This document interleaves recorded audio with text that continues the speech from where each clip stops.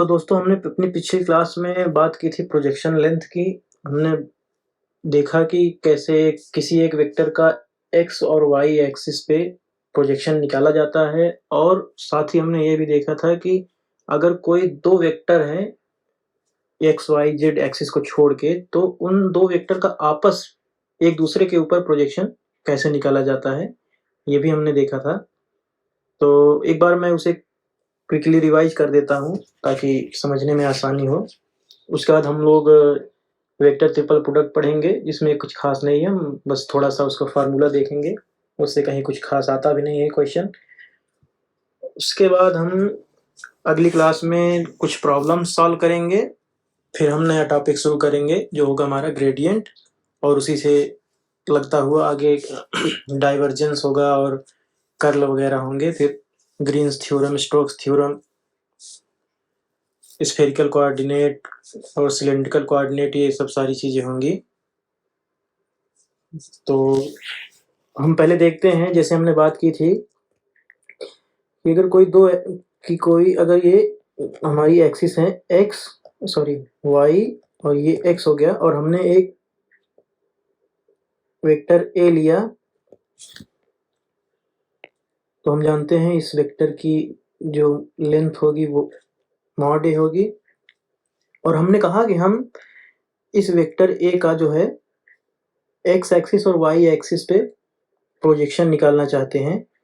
तो हमने पिछले क्लास में बात की थी, प्रोजेक्शन के लिए आप सीधा जो है जिस एक्सिस पे आप प्रोजेक्शन निकालना चाहते हैं उस पे परपेंडिकुलर ड्रा करें, और यहाँ से देखें उसने कितना लेंथ इस पे कट किया है, तो यही हो जाएगा बेसिकली प्रोजेक्शन लेंथ।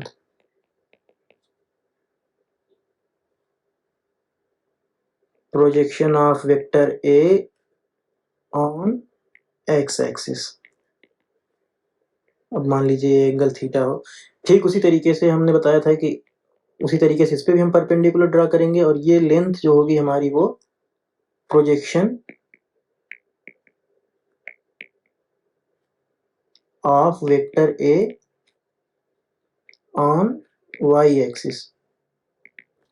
और हमने इसको निकालने का तरीका भी बताया था। हमने कहा था कि हम ये वाला अगर ट्रायंगल ले लें, ये हमें पता है ये मॉड ए है, हमें एंगल भी पता है, हमें ये लेंथ निकालनी है। इसे हम मान लेते हैं कुछ P1। P1 क्या है? ये है प्रोजेक्शन ऑफ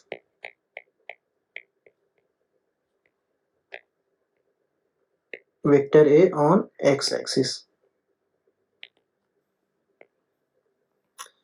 तो इसमें अगर हम cos थीटा लगाते हैं तो cos थीटा क्या हो जाएगा हमारा? cos थीटा बराबर हो जाएगा P1 अपॉन मॉड ए, यानी यहाँ से P1 आ जाएगा हमारा मॉड ए cos थीटा, यही हो जाएगा हमारी प्रोजेक्शन लेंथ। अब मैं बार बार उसे ये नहीं लिख रहा हूँ कि projection of vector A on x axis, ये आप समझ के चलिए, ये हो जाएगा प्रोजेक्शन लेंथ।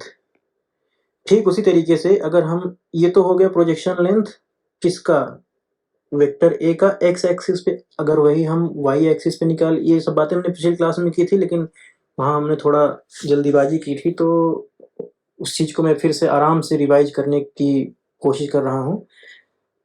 तो हमने देखा वाई एक्सिस के लिए हमने इस पे एक ऐसे परपेंडिकुलर डाला था, और ध्यान रहे हमने इस एंगल को थीटा माना था, तो ये एंगल हो जाएगा 90 माइनस थीटा। अब हमें ये लेंथ निकालनी है, हम इसे P2 मान लेते हैं। ये क्या है? ये है प्रोजेक्शन मैं एक बार फिर से लिख दे रहा हूँ, projection of vector A on Y axis.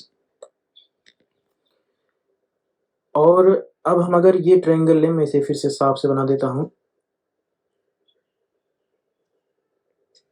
हम ये ट्रायंगल लें और ये हमारा एंगल जो है ये हो जाएगा 90 माइनस थीटा। तो हमें ये लेंथ पता है, कितना है ये है मॉड ए। हमें ये P2 निकालना है, इस वाली लेंथ को, और हमें ये थीटा पता है, तो हम फिर से इसमें cos थीटा लगाएंगे। cos थीटा इक्वल टू हो जाएगा P2 अपॉन मॉड ए। लेकिन यहाँ पे जो थीटा एंगल बेसिकली ये ये थीटा जो है ये वाला एंगल है, यहाँ पे जो ये थीटा हमने लिखा है ये वाला, ये वाला एंगल है ये, इसे हम थीटा नहीं लिख के फाई लिख देते हैं, क्योंकि थीटा यहाँ पे है तो कन्फ्यूजन क्रिएट करेगा, तो हम इसे फाई लिख देते हैं। तो ये हो जाएगा cos phi equal to P2 upon mod A. लेकिन फाई जो है वो क्या है, फाई है हमारा 90 माइनस थीटा, तो cos 90 minus theta equal to P2 by mod ए।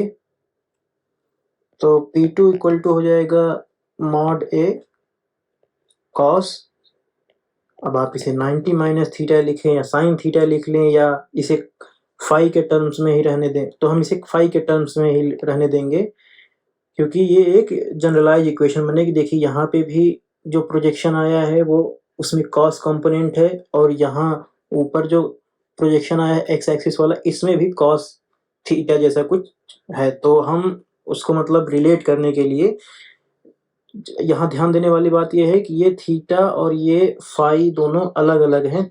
यहाँ पे फाई बराबर है 90 माइनस थीटा, लेकिन हमने यहाँ पे इसलिए लिखा है कि हम आगे भी देखेंगे, जब हम डॉट प्रोडक्ट से आगे उसको डिराइव करेंगे तो वहाँ पे देखेंगे कि ये जो लेंथ, ये जो चीज़ होगी वो प्रोजेक्शन होगी, और वो कैसे आएगी उसकी बात करेंगे। तो ये तो बात हुई। अब हमने दो वेक्टर लिया था, हम फिर से उस चीज़ को दोहरा रहे हैं, क्योंकि मुझे लगा कि मैंने थोड़ा ज़्यादा जल्दीबाजी कर दी थी पिछली क्लास में, तो उसके लिए मैं फिर से कर दे रहा हूँ। अगर ये थीटा मान लिया हमने, तो हम फिर वही बात हो जाएगी कि हम इस पे परपेंडिकुलर ड्रा करेंगे। ये लेंथ हम जानते हैं मॉड डी होगा, और अगर हमें अभी आगे हम इस पे भी देखेंगे जब हम निकालेंगे, तो ये मॉड भी होगा, ये पूरी लेंथ यहाँ से यहाँ तक की, इसको हम मान के चलते हैं, इसको तो हम जानते ही हैं। तो हम खैर वेक्टर ए का हम क्या निकाल रहे हैं, projection of A on vector B.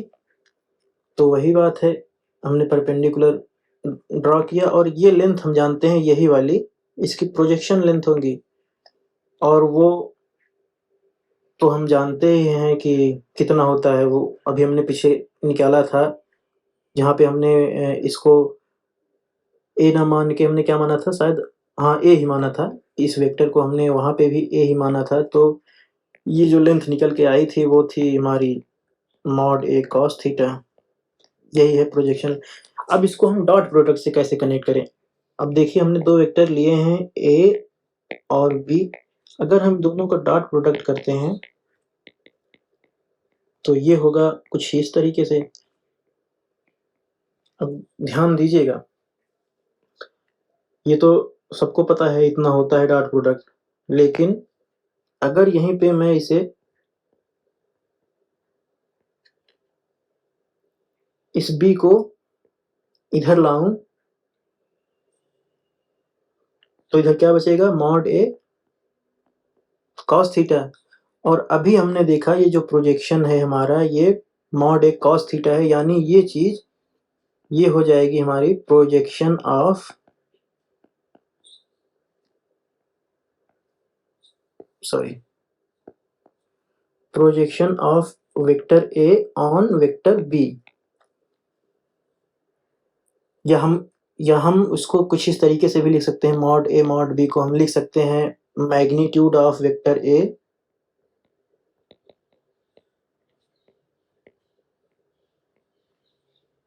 Into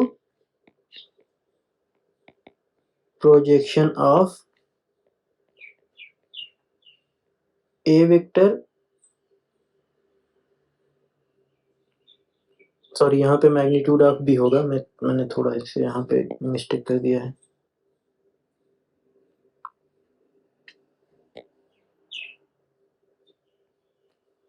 projection of A on, या प्रोजेक्शन लेंथ कह सकते हैं, ऑन बी, ये चीज हो गई यहाँ पे। तो अब यहाँ से क्या पता चलता है कि अगर हमारे पास कोऑर्डिनेट एक्सिस ना हो के कोई दो जनरल वेक्टर्स हों जिनका हमें एक दूसरे पे प्रोजेक्शन निकालना है, तो हमें क्या करना होगा? बेसिकली कुछ नहीं करना, हमें सीधा उनका डॉट प्रोडक्ट लेना होगा और उस डॉट प्रोडक्ट को डिवाइड करना होगा किससे? उस वेक्टर के मैग्नीट्यूड से जिस पर हम प्रोजेक्शन ले रहे हैं, जिसका हम प्रोजेक्शन ले रहे हैं उसका नहीं, जिस पर हम ले रहे हैं। अब यहाँ पे ये जो लेंथ ये चीज होगी, ये होगी प्रोजेक्शन किसका? ए वेक्टर का बी पे। ये जो चीज होगी ये होगी projection of vector A on vector B. तो वही चीज है, अगर हम किसी चीज का प्रोजेक्शन निकाल रहे हैं किसी दूसरी चीज पे, यानी ए का हम प्रोजेक्शन बी पे निकाल रहे हैं, तो हम ए और बी का डॉट प्रोडक्ट करेंगे, उसको डिवाइड करेंगे जिस पर हम निकाल रहे हैं, बी पर हम निकाल रहे हैं तो बी के मैग्नीट्यूड से। ठीक उसी तरीके से ये चीज जो है हो जाएगी हमारी,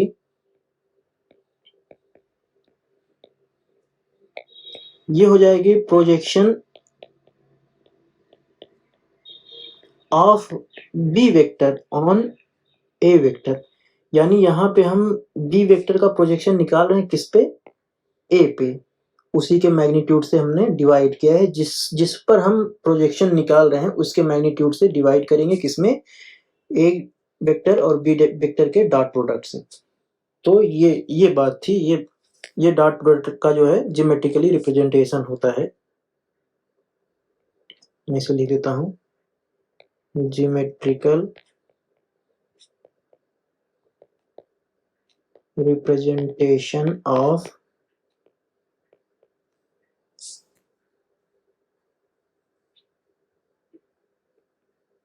scalar product of two vectors.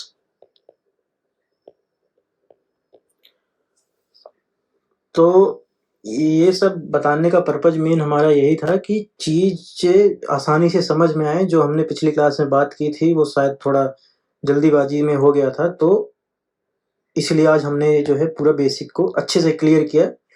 और इसको 2 बार बताने का पर्पज यही है कि ये आगे बहुत पूछा जाता है। आप फिजिक्स में ही देखेंगे या मैथमेटिक्स में ही देखेंगे तो वहाँ पे प्रोजेक्शन लेंथ पूछ ली जाएगी, प्रोजेक्शन हाइट पूछ ली जाएगी, इस तरह की चीज़ें।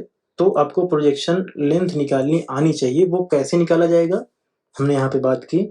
आप अगर 2 वेक्टर दिया है और किसी एक वेक्टर का किसी दूसरे वेक्टर पे प्रोजेक्शन पूछ रहा है, तो आप क्या करेंगे? आप पहले दोनों का डॉट प्रोडक्ट ले लेंगे, उसको डिवाइड कर देंगे किससे? उसको डिवाइड कर देंगे उनके उस वेक्टर के मैग्नीट्यूड से जिस पर हमारा प्रोजेक्शन लेंथ लिया जा रहा है। तो यही बात हमें बतानी थी और ये जरूरी बात थी, इसलिए हमने आज इसे फिर से दोबारा जो है वीडियो बनाया है इस पे। ये चीज़ आनी चाहिए सबको, आगे बहुत काम आती है।